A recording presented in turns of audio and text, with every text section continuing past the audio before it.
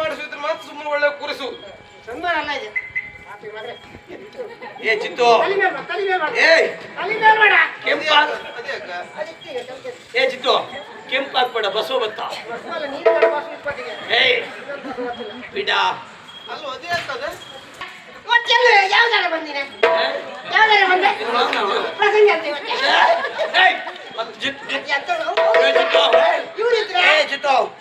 ಅವ್ರು ಬಂದಿರಾ ಕಾಲ್ ಕಿತ್ತಿಟ್ಟರೆ ಕತ್ತರಿಸಿ ಒಂದು ತಡೆಯುವುದಕ್ಕೆ ಮುಂದಾಗುತ್ತಾ ಇದೆಯೋ ಈಗ ಸಾಗರ ಸೇನಾ ಅಭ್ಯಾಸ ಕಣ್ಣಿಟ್ಟ ಮೇಲೆ ಪಡೆಯದೆ ಬಿಡುವವಲ್ಲ.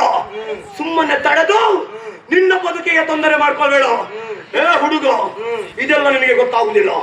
ರಸಮಯ ಸನ್ನಿವೇಶ, ಬದುಕಬೇಕೆನ್ನುವ ಆಸೆ ಇದ್ರೆ ಹೋಗು. ಗೊತ್ತಾಗ್ತಿದೆ, ಸಣ್ಣ ಮಗು ಅಲ್ಲ ನಾನು, ಬುದ್ಧಿ ಬಲಿತಿದೆ. ಯಾವ್ದು ಹೇಗೆ ಅಂತ ನನಗೆ ಗೊತ್ತುಂಟು. ಹಾಗಾದ್ರೆ ಬಿಟ್ಟು ಹೋಗು. ಮತ್ತೊಂದು ವಿಷಯ ಹೇಳಿದೆಯಲ್ಲ, ನಿನ್ನ ಗುಣ ಹಾಗೆ, ನನ್ನ ಗುಣ ಹೇಗೆ ಕೇಳು. ಅನ್ಯಾಯ ಮಾಡುವವರನ್ನ, ಅನ್ಯಾಯ ಎಸಗುವವರನ್ನ ಈ ಲೋಕದಿಂದ ದೂರ ಕಳಿಸುವುದು ನೀನು.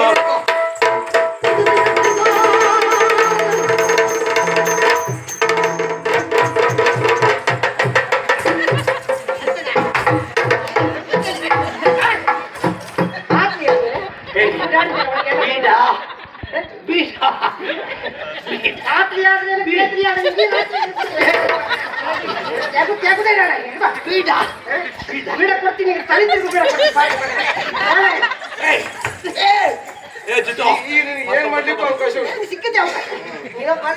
ಅವನಿಗೂ ನನಗೂ ಇರುವಂತ ವ್ಯತ್ಯಾಸ ಎಷ್ಟು ಕೇಳು. ಕೈಯಲ್ಲಿ ಇದ್ಕೊಂಡು ಏನು ಮಾಡ್ಲಿಕ್ಕಾಗದ ಹೋದ ಮೂರ್ಖ ಅವ. ಏನೂ ಇಲ್ಲದ ಹೋದಂತೆ ನಾನು ಮತ್ತೊಬ್ಬರದ್ದು ಕಸಿದುಕೊಂಡು ಏನ್ ಮಾಡ್ತೇನೆ ಎಂಬುದು ತೋರಿಸಿಕೊಳ್ಳುವನು ಇವ ನಾನು. ನೆನ್ಪಿಟ್ಟುಕೋ. ನಿನ್ನ ಮೈ ಮುಟ್ಲಿಕ್ಕೆ ನಾನು ಬರ್ಲಿಲ್ಲ, ಯಾಕೆ ಕೇಳು. ಶ್ರೀಗಂಧದ ಮರವನ್ನು ಮುಟ್ಟಿದ್ರೆ ಮೈಯೆಲ್ಲ ಪರಿಮಳ ಆಗುತ್ತದೆ. ಅದೇ ಕಾಸರ್ಕನ ಮರ ಮುಟ್ಟಿದ್ರೆ ಮೈಯೆಲ್ಲ ವಿಷ, ಮೈಯೆಲ್ಲ ವಿಶ್ವ ಅಂತಾರೆ. ಆದ್ರಿಂದ ಒಂದು ಕೆಲಸ ಮಾಡುವ, ಇವನು ಕಡಿದು ಮುಗಿಸುವುದು ನನಗೆ ಹೆಚ್ಚು ಹೊತ್ತಿನ ಕೆಲಸ. ಮತ್ತು ಒಳ್ಳೆಯವರೆಲ್ಲ ಬೇಗ ಸಾಯುವುದಿಲ್ಲ. ಒಳ್ಳೆಯವರು ಬೇಗ ಸಾಯ್ತಾರೆ, ಕೆಟ್ಟವರೆಲ್ಲ ಬೇಗ ಸಾಯುವುದಿಲ್ಲ. ಇಂತಹದ್ದು ಇಲ್ಲಿ ಉಳಿಬಾರ್ದು, ಯಾಕೆ ಕೇಳು. ಎಲ್ಲಿ ಯಾವ್ದು ಕಡಿದೆ ಅಂತಾದ್ರೆ ಇವನ ದೇಹದಿಂದ ಚಿಮ್ಮಿದಂತ ರಕ್ತ ದೇವಾಲಯದಲ್ಲಿ ಪುಣ್ಯ ಭೂಮಿಯಲ್ಲಿ ಬೀಳ್ತದೆ. ಬಿದ್ದರೆ ಏನಾಗ್ತದೆ? ರಕ್ತ ಬೀಜದ ವಂಶವಾದ್ದರಿಂದ ಇಂಥದ್ದೇ ಸಂತತಿ ಹುಟ್ಟಿಕೊಳ್ತದೆ. ಇದು ಒಂದು ಸಂತತಿ ಹೋದ್ರೆ ಸಾಕು, ಉಳಿದ ಮತ್ತೆ ಸಂತತಿ ಹುಟ್ಟಿಕೊಳ್ಳುವುದು ಬೇಡ. ಆದ್ದರಿಂದ ಕಡಿದು ಮುಗಿಸುವುದಿಲ್ಲ. ಏನೇ ಮಾಡುವುದ್ರ ಅವಕಾಶ ನಿನಗೆ ಹೇಗೆ ಕೇಳು. ಅವತಾನು ಗಂಡು ಗಂಡು ಅಂತ ಬೀಗುತ್ತಾ ಇದ್ದ. ಗಂಡು ತನಕ್ಕೆ ಪ್ರತೀಕವಂತ ಮೀಸೆಯನ್ನು ಬೋಳಿಸಿದ್ರೆ ಗಂಡು ಅಲ್ಲದ ಹೆಣ್ಣು ಅಲ್ಲದ ಮತ್ತೊಂದು ಆಗ್ತಾನೆ. ಕಷ್ಟ ಕಷ್ಟ ಆಗುತ್ತೆ. ನಾಳೆಗೆಲ್ಲ ವೇಷ ಉಂಟು, ಕಾರ್ಯಕ್ರಮ ಉಂಟು ಅಂತ ಹೋದ್ರು ಹೋದವ ಹಾಕೊಂಡು ಹೋದ್ರು ಒಂದನ್ನಾದ್ರೂ ಬೋಳಿಸು. ಒಂದೇ ತೆಗಿತ ಇಲ್ವಾ ಇಲ್ಲಿ ಬಾರ ಗೊತ್ತಲ್ಲ ಆಯ್ತು. ಮತ್ತೆ ಜೀತ್ವ ಏನ ಬೇರೆ ಏನ್ ಬೇಕು ಎಂತ ಬೇಕು ಎಲ್ಲ ವ್ಯವಸ್ಥೆ ನಾವು ಮಾಡ್ತೇವೆ. ವ್ಯವಸ್ಥೆ ಮಾಡ್ತೇನೆ, ಎಲ್ಲರಿಗೂ ಒಳ್ಳೆ ವ್ಯವಸ್ಥೆ ಮಾಡ್ತೆ. ವ್ಯವಸ್ಥೆ ಮಾಡೋಲ್ಲ, ಅವಸ್ಥೆ ಮಾಡ್ತೆ ಯಾರಿಗಾದ್ರು. ಬಿಟ್ಟ ಜಿತ್ತು ಮತ್ ಮತ್ ಮತ್ ಗುಡಿ ಹಾಕ್ತೀಗ ಮತ್ ನೋಡ ನಾಳೆ ಒಬ್ಬನೇ ಸಿಗ್ಬೇಕು ನೀನು. ದಾರಿ ಮೇಲೆ ನಾವು ತಿರುಗುದು ಒಬ್ರೆ, ಹೋಗುದು ಒಬ್ರೆ. ಅದೇ ಒಬ್ರೆ ಸಿಕ್ತೆ ಬಾ, ಒಬ್ರೆ ಮತ್ ಮತ್ ಮತ್ ಮತ್ ಮತ್ ಮತ್ ಈಗಲೂ ಒಬ್ರೆ ಇದ್ದಂತೇಳಿ ಒಬ್ರೆ ಇದ್ದೆ ಮತ್ ಮತ್ ಮತ್ ಮತ್ ಮಾತಾಡ್ಬೇಡ. ಮತ್ ತುಂಬಾ ಕೆಲಸ. ಏ ಜಿತ್ತು ಕೊಡ ನಾಲ್ಕು. ಏ ಜಿತ್ತು ಮತ್ತೆ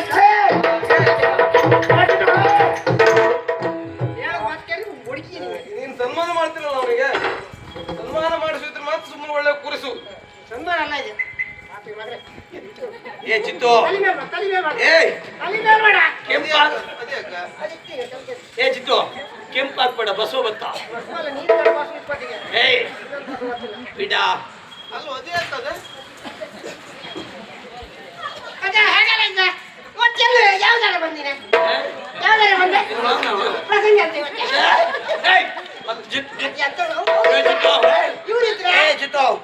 ಅವ್ರು ಬಂದಿರಾ ಬಂದಿರಾ